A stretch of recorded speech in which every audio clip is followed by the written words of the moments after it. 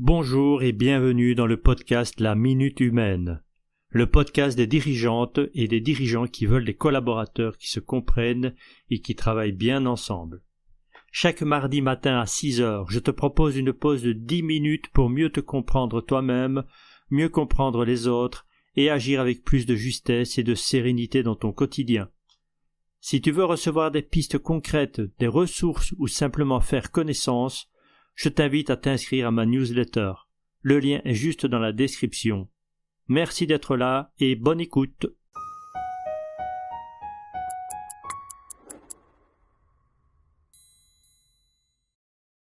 Bonjour et bienvenue dans l'épisode numéro 28 du podcast La Minute Humaine. Pourquoi ton équipe ne prend pas le plaisir que tu lui donnes au travail ? Dans l'épisode précédent, j'ai abordé sous l'angle de la métaphore de l'aquarium ce qu'on appelle le scénario de l'organisation.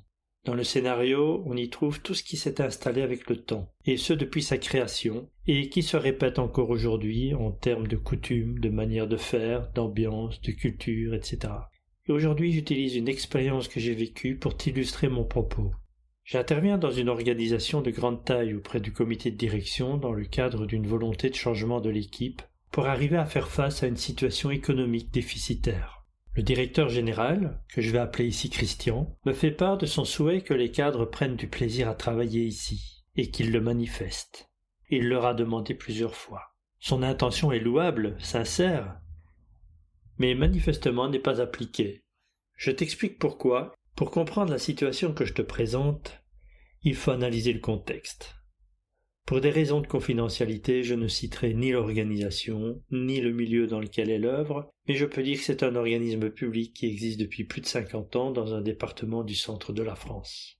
Christian, en émettant sa volonté que les cadres prennent du plaisir en travaillant dans l'établissement qu'il dirige, donne une permission verbale dans un contexte où une injonction implicite est présente bien avant son arrivée.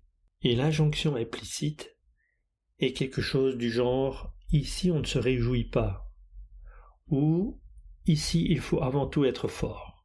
De plus, ses collaborateurs, pour certains, sont là depuis plus de 20 ans, et donc ils sont complètement imprégnés de l'injonction, à tel point que la phrase, même répétée par Christian depuis 4 ans, ne peut avoir aucun effet. L'injonction est beaucoup plus puissante que la permission de Christian. Vois-tu, on ne peut pas changer le scénario d'une organisation avec une belle affiche dans les couloirs qui dit le contraire de l'injonction implicite forgée durant 50 ans et plus. Alors maintenant, j'explore comment cette injonction a pu devenir aussi puissante dans cet établissement. Le plaisir au travail est directement lié à la sécurité psychologique et à la liberté d'être soi-même. Mais si l'estime de soi est fragile dans un système, le plaisir devient dangereux. Parce que dans certains milieux, le plaisir est associé au relâchement. Le plaisir peut également être connoté comme un manque de professionnalisme. Et l'ouverture émotionnelle est risquée. Et c'est bien ce qui est présent dans l'environnement de cet établissement. Christian donne une permission, je dirais, intellectuelle, mentale, là où la peur d'être vu comme non professionnel, trop léger, et donc incompétent aux yeux de l'autre, est puissante. La peur est beaucoup plus puissante que la permission. Donc le plaisir au travail, même s'il est présent, même s'il est souhaité, ne peut se montrer. Dans quelques secondes, je t'apporte encore un autre éclairage, alors reste bien à l'écoute.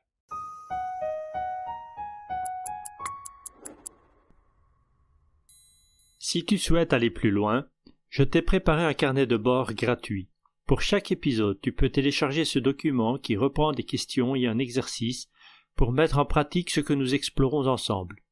Ce carnet a pour objectif de développer ta connaissance de toi-même.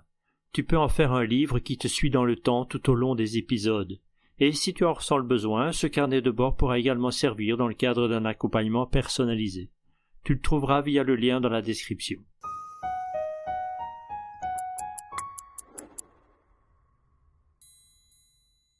Je t'apporte une troisième clé de compréhension. Dans la nature, il y a une loi infaillible, qui est que tout tend vers l'équilibre. Je te donne l'exemple d'une fourmilière. Tu vois toutes les fourmis qui travaillent de manière organisée, et si tu viens créer un désordre dans leur organisation, elles s'adaptent et s'activent à remettre de l'ordre. Si tu fais l'expérience d'une simple brindille sur leur chemin, elles vont déplacer la brindille. Si tu mets un coup de pied dans la fourmilière, Le stress sera beaucoup plus important, le travail beaucoup plus conséquent et plus long, mais tu vois qu'elle s'affaire immédiatement à la remise en ordre du système, et elles retournent à l'équilibre, à leur activité. Dans une entreprise, une organisation, une association, etc., eh bien c'est la même chose. L'ensemble de tous les comportements individuels maintiennent l'équilibre du système. Chaque fourmi œuvre à une tâche et l'addition de toutes les actions individuelles crée l'équilibre du système. Si tu modifies un élément du système, tout le système doit s'adapter et il le fait pour revenir à l'équilibre connu. Et dans le système de croyance de l'établissement, installé depuis plus de 50 ans, être sérieux, tendu, engagé, voire se sacrifier au travail, a démontré que l'établissement répondait à ses attentes de cette manière. C'est tellement devenu vrai qu'aucune option aujourd'hui ne peut arriver sans être vécue comme un danger, alors que ce n'est peut-être pas dangereux, mais c'est vécu comme tel. Une croyance aussi forte est ce qu'on appelle un mythe fondateur, et donne sens à l'existence de l'institution. Il explique son origine, sa culture justifiant son identité et sa légitimité. Il devient une référence morale, parfois symbolique. Et surtout, il est au cœur de la mémoire collective. Il influence donc les pratiques, amenant les personnes à créer des rituels correspondant à ces valeurs.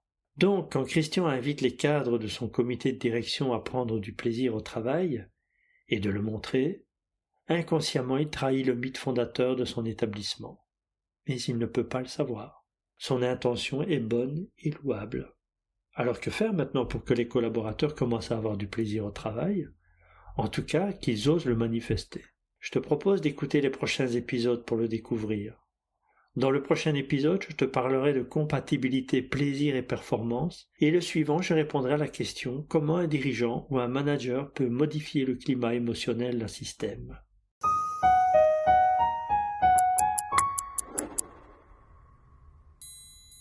Je te remercie d'avoir partagé cette minute humaine avec moi.